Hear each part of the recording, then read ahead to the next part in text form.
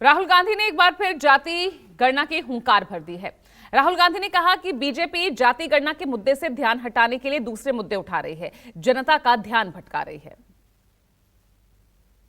Basic issue जाति जनगणना और जो भागीदारी है इस देश की, जो धन देश का है, वो किसके हाथों में जा रहा है, ये मेन इशू है। और इस इशू को ये लोग डिस्कस नहीं करना चाहते, इससे डरते हैं, इससे भागते हैं। मगर ये इशू को हम आगे ले जाएंगे और जो गरीब लोगों का हक है वो हम उनको दिलवाएंगे। मध्य प्रदेश पंजे की पकड़ में आ नहीं पाया, राजस्थान में भी रिवाज नहीं टूट पाया, छत्तीसगढ़ भी हाथ से निकल गया। लेकिन जाति आधारित गणना का जो सवाल राहुल गांधी ने चुनाव के पहले उठाया था, नतीजों के बाद भी उसे फिसलने नहीं दिया। संसद के शीतकालीन सत्र में हिस्सा लेने आए कांग्रेस सांसद राहुल गांधी ने फिर उन्हीं प्रश्नों की पोटली खोल दी। मसलन सत्ता तंत्र में ओबीसी की भागीदारी कितनी है? सिर्फ मुख्यमंत्री और प्रधानमंत्री की बात नहीं होनी चाहिए, असल बात यह है कि अधिकारियों की मंडली में ओबीसी कितने हैं। हमारा भी ओबीसी था, इन्होंने ओबीसी दिया, ठीक है, वो इशू नहीं है। सवाल यह है कि स्ट्रक्चर के अंदर कितनी भागीदारी है। प्रधानमंत्री ओबीसी हैं, मगर सरकार को 90 अफसर चलाते हैं। 90 अफसर में से 3 ओबीसी हैं और जो ओबीसी हैं उनका कोने में ऑफिस है। तो मेरा पॉइंट है कि सरकार का सिस्टम, हमारा इंस्टीट्यूशनल सिस्टम जो है पूरा का पूरा, उसमें ओबीसी की कितनी भागीदारी है, दलितों की कितनी भागीदारी है, आदिवासियों की कितनी भागीदारी है, ये हिंदुस्तान के सामने मेन सवाल है। ये मेन इशू है।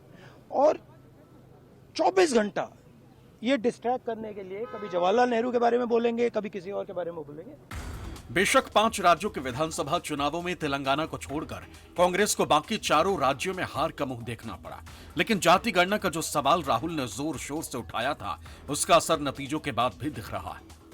बीजेपी ने छत्तीसगढ़ में रमन सिंह को दरकिनार कर आदिवासी नेता को सीएम बनाने का फैसला किया, तो मध्य प्रदेश में भी शिवराज सिंह चौहान की जगह मोहन यादव को नेता चुन लिया। बीजेपी को भी इस बात का एहसास है कि लोकसभा चुनाव में विपक्षी खेमा जाति के मुद्दे पर जोर देगा, लिहाजा उसकी काट अभी से ही तैयार कर लेना होगा। सोमवार को भी राज्यसभा में अमित शाह ने आरोप लगाया कि कांग्रेस ने काका कालेलकर कमेटी की रिपोर्ट को दबाए रखा, तो मल्लिकार्जुन खड़गे अपनी पार्टी के नेता और कर्नाटक के deputy CM DK Shivakumar को बीजेपी से मिला हुआ बता बैठे। मैं कोई कांग्रेस पार्टी ओबीसी विरोधी पार्टी है, इसलिए निश्चित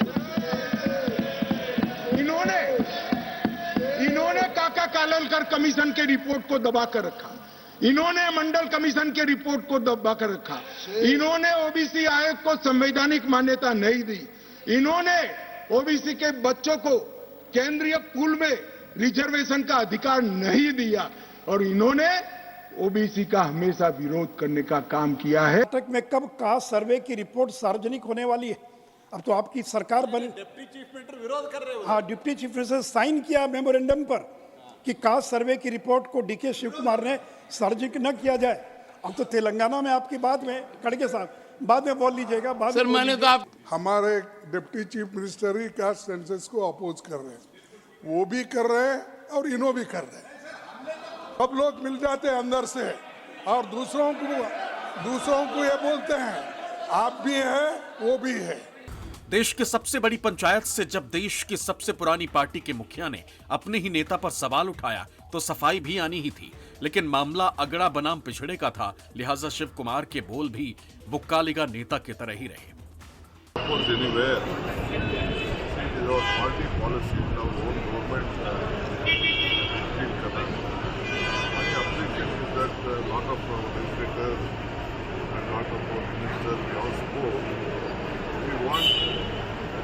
Because census has to be done in a very systematic way, including my own house. I am not known as Kamal Haasan.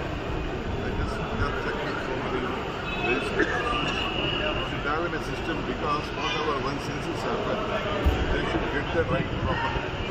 Whichever the population is. For example, for minorities, as per the population, they will ask the right. दरअसल कर्नाटक के मुख्यमंत्री सिद्धरामैया जाति आधारित जनगणना की report जारी करना चाहते हैं, लेकिन राज्य के 2 ताकतवर अगड़ी जाति मुक्कालिगा और लिंगायत इस रिपोर्ट का विरोध कर रही हैं। दोनों समुदाय के लोग इस रिपोर्ट को खारिज करने की मांग को लेकर आंदोलन शुरू कर चुके हैं। कांग्रेस की सिद्धरामैया सरकार में डिप्टी सीएम के पद पर बैठे डीके शिव कुमार भी वोक्कालिका समुदाय से आते हैं और वो भी वोक्कालिका समुदाय की मांग से खुद को अलग नहीं कर पा रहे, यानी जाति का असर पार्टी की नीतियों पर भारी दिख रहा है। Bureau report.